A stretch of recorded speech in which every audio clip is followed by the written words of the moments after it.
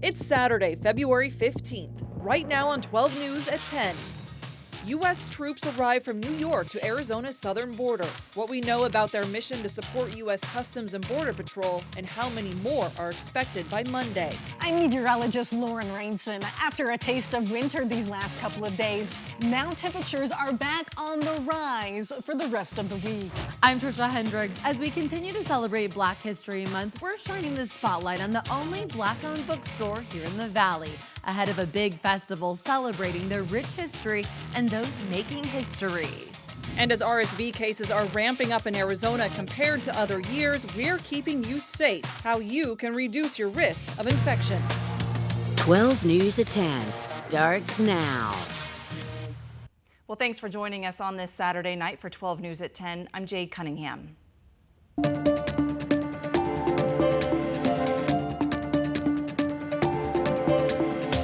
We start tonight at our southern border, where today a notable Army division is now in the Arizona desert. Its soldiers preparing to support U.S. Customs and Border Patrol at the Arizona-Mexico border. The 10th Mountain Division from upstate New York sent 200 troops to Fort Huachuca yesterday. They're expected to help carry out President Trump's initiative to militarize the southern border. Joe Dana was with those soldiers today and has more. The Pentagon has committed at least 1,500 troops to provide support along the entire southern border. The first group arriving here at a training base between Nogales and Douglas. More than 200 soldiers from the 10th Mountain Division in upstate New York have arrived here, and 300 more are expected by Monday. And I think it's snowing right now at Fort Drum. It's supposed to get 8 to 12 inches over the next day or so. So this 68-degree weather is pretty nice. The historically lauded Army Division now takes on this latest mission in the Arizona desert, a mission still largely undefined. How long they will be deployed is also not known. The Army tells us they will support U.S. Customs and Border Patrol with enhanced detection and monitoring, and they may be involved in repairing and putting into place physical barriers. We have folks that are logistics specialists or logisticians, vehicle repair, maintenance. The arrival of these soldiers comes as encounters at the border have gradually declined over the past year. In December, they were a tenth of the monthly high in December of 2023. And numbers continue to drop since President Trump took office. The Trump administration has enacted several executive orders meant to crack down on not just illegal immigration, but halt altogether the asylum application process. Fort Huachuca is primarily a training base for intelligence officers and service members. Commander in charge here says they're ready to host the 10th Mountain Division for as long as needed. You know, it's really exciting to have a unit as storied as the 10th Mountain come and intertwine their history with our own. Over the years, we've seen military personnel sent to the border, but this many active duty troops is unusual. The task force will also include at least 500 Marines from Camp Pendleton. Joe Dana, 12 News. Joe, thank you. Arizona State Senator Yasamin Ansari had a busy morning. She held her first town hall meeting since being elected with constituents. The event taking place in Arizona's 3rd District at the Maryvale Community Center. Representative Ansari telling 12 News she chose this place for her first town hall because mostly immigrants live there, and a majority of them, she says, could be impacted by the new immigration policies of the Trump administration. We had over 100 people here this morning, and I think I heard a lot of fear from residents about the actions that this administration is taking. Of course, immigrants are concerned about not only legislation that has been passed, but executive orders that really target them, regardless of immigration status, whether someone's a DACA recipient or even green card holders. Naturalized citizens are fearful. Ansari also said non-immigrant voters have told her they're worried by recent layoffs at the federal level, impacting services at the VA, the Department of Health and Human Services, and the EPA.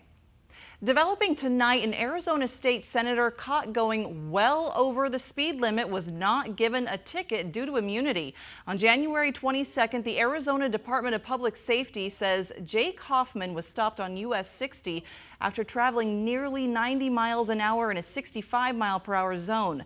The agency says he was not given a ticket due to immunity offered in the state's constitution. It states in part members of the legislature shall be privileged from arrest in all cases except treason, felony, and breach of peace. There are some calling for an end to this immunity, arguing no one should be above the rules of the road. An update to a story we first brought you 2 weeks ago. Tonight we have learned a man has died after he was shot in the head while riding a UTV with his girlfriend. The initial incident happened February 2nd in Box Canyon, east of Florence, when 34-year-old Justin Miller and his girlfriend were approached by two people on dirt bikes. Miller's mother telling 12 News the dirt bike riders were reportedly being disrespectful to the couple before he was shot. Miller is described as someone who was loved by many and put others' needs before his own. His mother saying his shooting came about 11 months after her other son, Trevor, was also shot and killed. Authorities say Justin's alleged shooter, Trevor Talbot, turned himself in 3 days after the shooting. No word yet, though, as to the charges he now faces. Also developing tonight, a man's body was recently found at the Grand Canyon. Officials saying the investigation into the man's death is ongoing and will be coordinated with the Coconino County Medical Examiner's Office. Park officials telling us the man is a 20-year-old from California who was found about 1,000 feet below the rim. Officials have not yet released that man's name. Stay with 12 News and 12news.com as we gather more information. New tonight, Phoenix police are looking for a suspect involved in a horrific beating yesterday that left one man dead. Police say it happened around 4 p.m. near 11th Avenue and Buckeye Road. The victim has been identified as 35-year-old Darius Smith. Tonight, police are asking anybody with information to call Silent Witness. And 12 News is dedicated to keeping you and your family safe. Tonight, we take a closer look at RSV in the Valley. Cases are ramping up across the state when compared to previous years. 12 News journalist Brenda Lipinski looked into this increase and what we can do to help protect our families. Brenda, this is a very serious virus that can impact and affect so many people. Yes, it certainly can, Jade, and in fact, it's contagious. According to the CDC, it's the leading respiratory virus sending infants to the hospital, also impacting the elderly and the immunocompromised. According to the Arizona Department of Health Services, RSV cases have been up in Arizona. A recent report shows more than 1,100 cases reported from February 2nd to February 8th, a more than 200% increase compared to the 5-year average of 357 cases reported. So RSV is a respiratory infection. It stands for respiratory syncytial virus. It's one of the more common causes of respiratory symptoms, usually in young kids around the winter time. Dr. Vasu Vavarachu with Phoenix Children's Hospital says there's a wide range of symptoms associated with the virus, from cough to sore throat. Sometimes they have a lot of mucus and phlegm production, and then that can make them look like they were having difficulty breathing. They may not want to eat and drink as much as usual, and they can have a fever that goes with that. She says RSV symptoms can differ from the flu. Some people, when they talk about the flu, they've got a lot of muscle aches and they really are exhausted and can't get out of bed. And there's some other types of viruses like RSV where you may not really even realize that you have it. You just have a little runny nose and you kind of go along with your day. Also differ from the cold.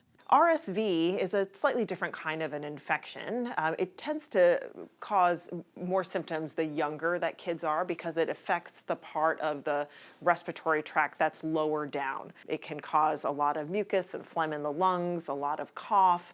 RSV is mainly treated by what she calls supportive care, like drinking well, resting, and staying home when sick. But in some instances, immediate medical attention is necessary. You'll start to see them look like they're really struggling to breathe. If you were to look at their chest, you might see some labored breathing, might see their ribs showing or pulling or tugging. Whether the cold, the flu, or RSV, she says prevention strategy is the same.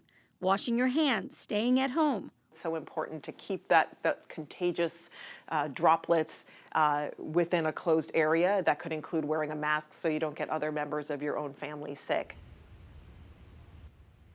Now, according to the CDC, there is a vaccine for older adults, a vaccine for mothers during 32 to 36 weeks of pregnancy, as well as RSV monoclonal antibody given to infants whose mother did not take the vaccine and infants at high risk. All right, important information tonight. Thank you so much, Brenda.